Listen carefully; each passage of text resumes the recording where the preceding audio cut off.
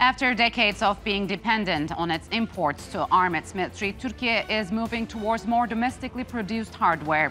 But how successful has that drive been, and could it be a formula for other countries to follow? I'll break it all down here on Straight Talk.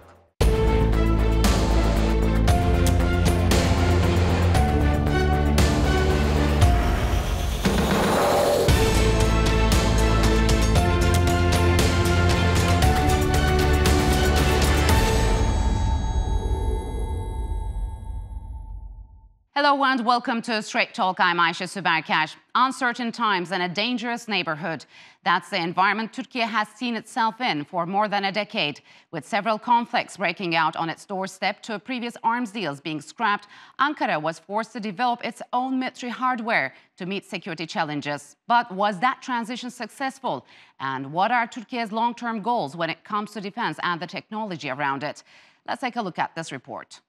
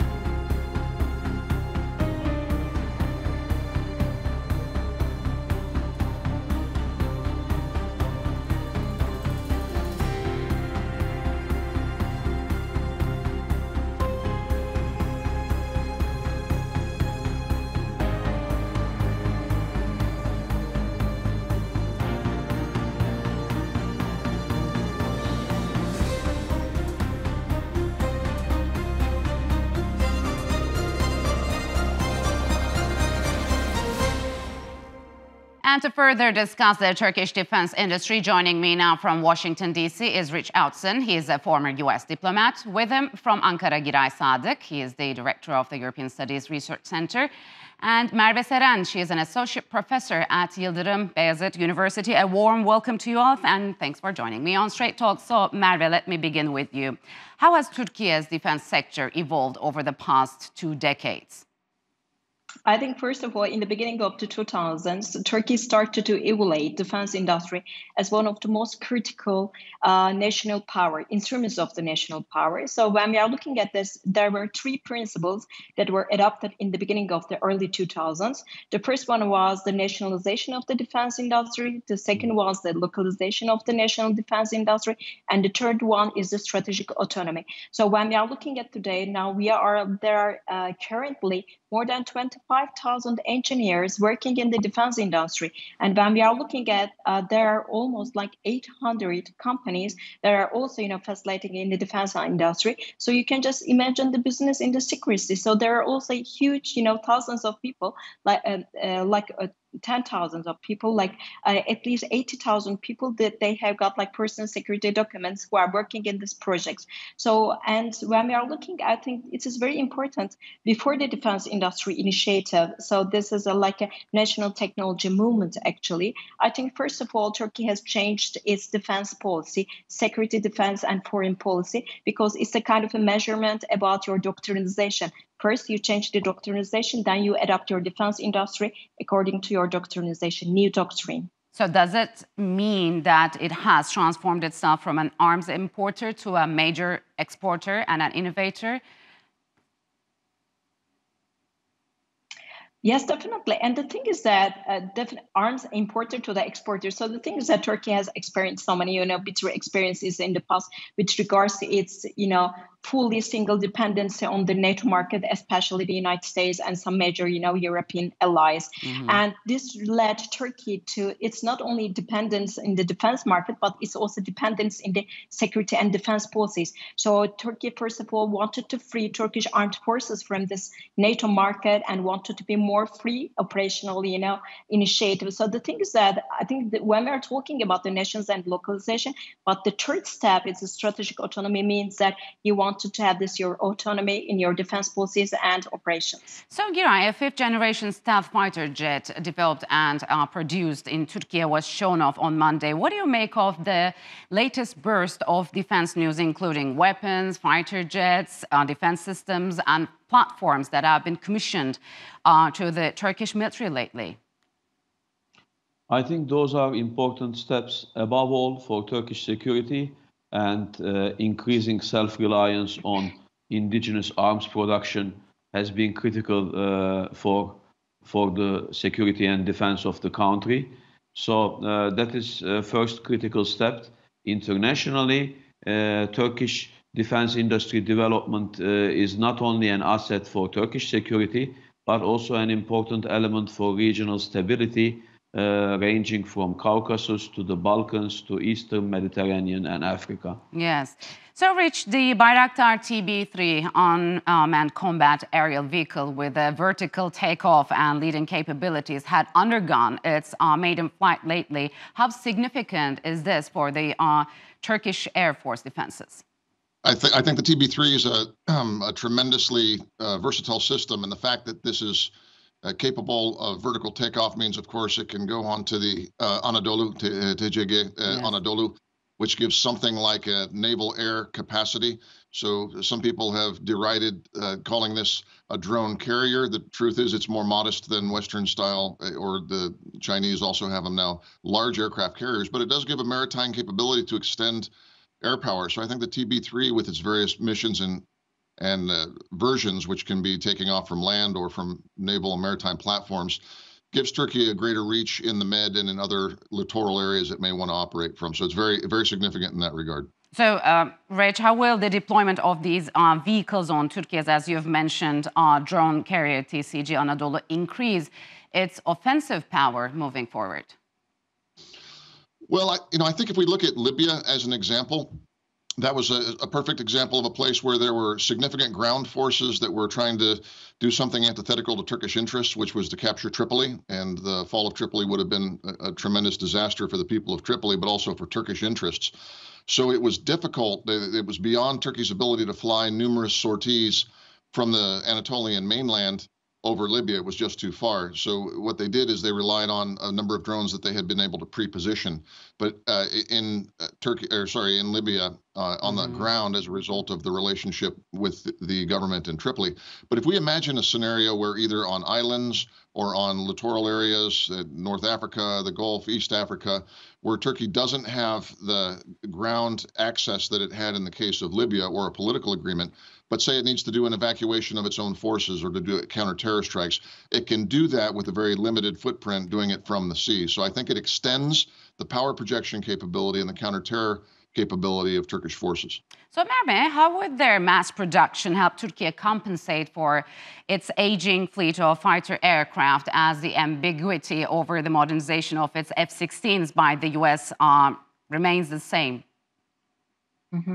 Well, actually, when we are looking at the historical development of the Turkish defense industry, we can definitely and clearly say that Turkey has most of the time started to invest its defense industry with the aerial capabilities. So yes, of course, we also developed our own artilleries, tanks, and other stuff. But when we are looking at the majority of this defense investment went for these unmanned air vehicles, and you see UAVs, UCAVs, and the missile systems. And if you wanted to have this UAV and UCAV and missile systems, and you also, if you are developing this drone technology, also you have to develop your electronic warfare capabilities as well. So the thing is that Turkey currently is using its F-16s, but at the same time, Turkey is having its own Hürjet helicopters. We are having Kızıl Elmas, and we have got also TB2 and TB3s. So the thing is that you are trying simultaneously, you are producing so many different platforms. So the thing is that, but what I would like to mention is that when we are talking about the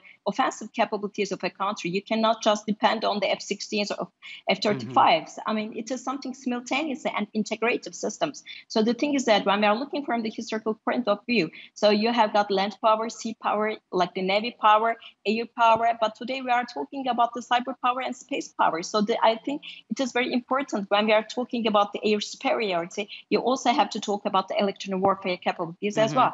And then another thing is that I would like to mention that I think one of the most important things that you can win the battlefield, but most important thing is win the war. So the thing is that you can win the battlefield with your air superiority, but if you want to win the war, it means that it is like the economic warfare, psychological warfare, economic warfare, and legitimacy information war as well. So the thing is that just one more thing, Turkey is today exporting more than 100 countries. So it means that this defense market is not just looking forward to the battlefield, but at the same time, it strengthened the other parts of the industry and political areas as well. So before going to Giray, Rich, I just want to quickly ask you about this modernization of the F-16s. We know that the Armed Service Committee passed it, but it's pending approval at the Congress. What's the mood in Washington?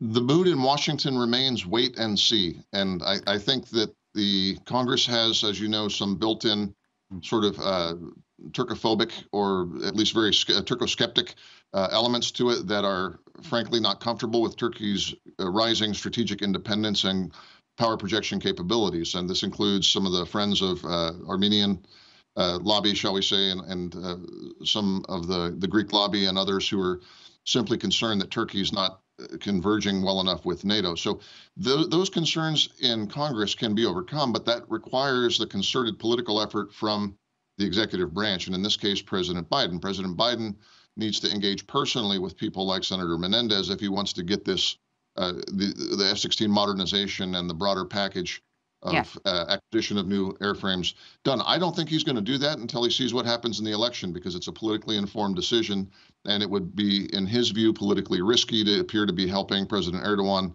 prior to the election. So for that reason, I think certainly until the election and until the results play out over a couple of weeks, I think it's still wait and see. So, Giray, would this growing industry grant Turkish armed forces more flexibility in pursuing Ankara's policy? How do you see it? That is one of the factors for sure, but also in terms of national defense, also it enhanced Ankara's hand in terms of defending the homeland and power projection. That includes operations in Syria, such as Syria and Iraq, such as counterterrorism and border security issues, but also power projection issues with the maritime issues and support for the government in Libya, the UN-recognized government. Yeah. So therefore, considering the developments in Turkish defense industry clearly are not limited with Turkiye and not limited with self-defense only. So we need to look to the bigger picture and see their economic and foreign policy ramifications. So Turkey has come a long way in developing new weapon systems at home, as you've all mentioned, and now it is looking to export some of that abroad. I'm just going to go over some key milestones in the country's defense industry has seen in recent years, then we will continue to talk. Turkey's defense technology has slashed its foreign dependency by 60% in just 20 years. A major increase in the nation's defense budget has also allowed it to produce more hardware at home. And in terms of revenue, 3 Turkish companies featured in last year's top 100 defense list, with a lot of that coming from exports. With global security concerns rising from the war in Ukraine and other conflicts, foreign buyers have increased their demand for Turkey's high-tech defense hardware. At the end of 2022, Turkey's defense exports reached an all-time high of over $4 billion. So, Merve, The industry has set a $6 billion export target for 2023. Is this viable? Yes, why not? But the thing is that I think it's very important because the sustainability is the most important thing. So we have to look at this defense industry not as just, belong to one party, one single party's, policies. If you are looking at it as a state policy, then I think Turkey has to reshape and maintain what has been, investing for the last 2 decades. And then another thing that when we are talking about this export policies, I think it is very important to underline that AK Party has changed the offset rules. So when we are looking at the import and export and even the end user. So every country is applying a different methodology for that. Mm-hmm. So we have got like 3 different things, 3 different pillars that we can talk about: import policies, export regimes, and end user confirmations and decisions. They're all differently very critical. So the thing is that many state institutions and organizations are involved into those decision-making and post-making process. Or as, for instance, when we are looking, it's not just only about one party's decision, but it's also the Ministry of Foreign Affairs, Ministry of Trade, the General Staff, the Ministry of Defense, the Trade. So they are all playing a very critical process on this side. And on the one hand, okay, you are looking at this as a self-sufficiency, self-defense methodology, but on the other side, it is a market. But when you are trying to involve into this market, you should never underestimate your NATO engagement. So the thing is that it is very important how you can create a balanced defense and deterrence policy at the same time. So, Rich, what does Turkey offer different than traditional exporters like the US, China, France, and Russia? Has it proven to be more cost-effective and a reliable alternative? Well, I'd say there's 3 things. The first is that for most Turkish technology products, it's a sweet middle spot between quality and price. If you go with Western, especially US systems, you're normally talking about top-level quality, but you're also talking about top-level cost and a lot of strings attached. Mm-hmm. If you're talking Russian, Chinese equipment, you're talking about cheap, generally reliable, but not super high capability equipment that can be mass produced, that comes with virtually no strings, but is also, as we've seen in Libya, Syria, Ukraine, and elsewhere, not the best in terms of its fighting capacity. So Turkey's in that middle point.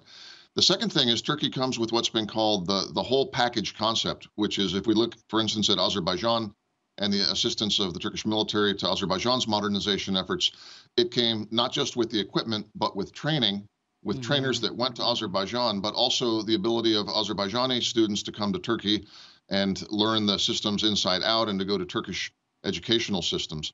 And the third thing simply is speed, right? Because there's a lot of countries, Ethiopia, Somalia, Kyrgyzstan, that are under threat, and to get weapons or military support through traditional Western systems takes months and months and months. We're still struggling with this in Ukraine because we have a very bureaucratic process. Yes. Turkish process is pretty streamlined, and once a political decision is made, if the systems are on hand, they can flow quickly. I think those are 3 distinct advantages of Turkey's method of defense industrial export.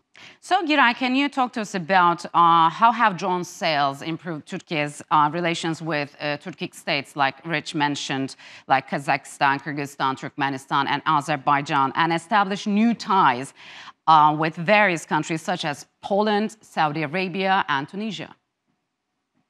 That's indeed a diverse set of states, with Turkic states development were already underway with the organization of Turkic states and so on.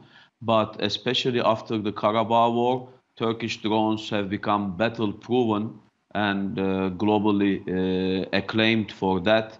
This also indicates how they are on high demand of important NATO allies such as Poland, Romania, and others on the line, which do have the sources and connections of purchasing them from other NATO allies capable of producing them, such as the US. So that is number 1. Number 2, that offers what recently is named as drone diplomacy. Yes. For Turkey, especially with states in Africa and faraway states. So demand for Turkish drones is no longer regional with traditional connections of Turkey, such as Central Asia or NATO allies, but it's global now, all around from Africa to Latin America. Demand for Turkish drones is growing, and this is likely to grow in the foreseeable future even small states such as Kyrgyzstan, for example, they are buying a range of Turkish drones, Yes. like all varieties and so on. That indicates the success of Turkish defense industry, not only for defense of Turkish homeland, but also as a global outreach. Yes. So, Merve, as we've mentioned, Turkey has also been exporting arms to African nations. Why do you think African nations have become interested in buying Turkish arms? I mean, what kind of a policy does Turkey follow when it comes to the combination of security and economics? I mean, and do you believe, do they reinforce each other?